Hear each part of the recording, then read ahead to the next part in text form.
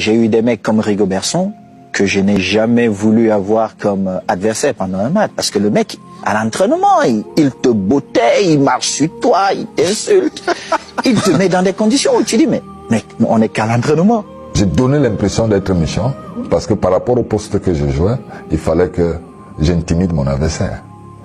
Tous ces jours dans le couloir. Dans le tunnel. Justement, c'est pour ça que je disais qu'il fallait avoir le mental.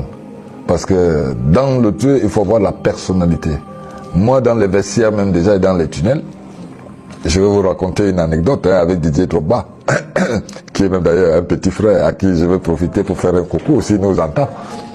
Cameroun, Côte d'Ivoire, j'ai dit, il est capitaine, je suis capitaine, et on doit avoir l'échange voilà.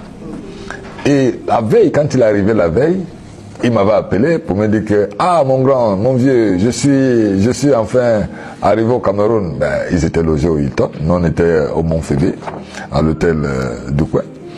Je lui souhaité bonne arrivée. Et le jour du match, le lendemain, on se retrouve, on est déjà des adversaires. Mais Didier est sur le terrain.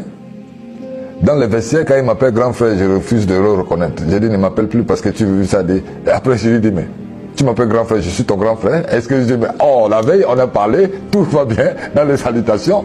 Mais le jour du match, je joue sur sa psychologie. Je commence à l'intimider.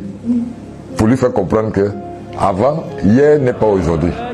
Donc ce que tu me disais hier, je veux plus entendre parler de ça maintenant. C'est sûr déjà dans mon match.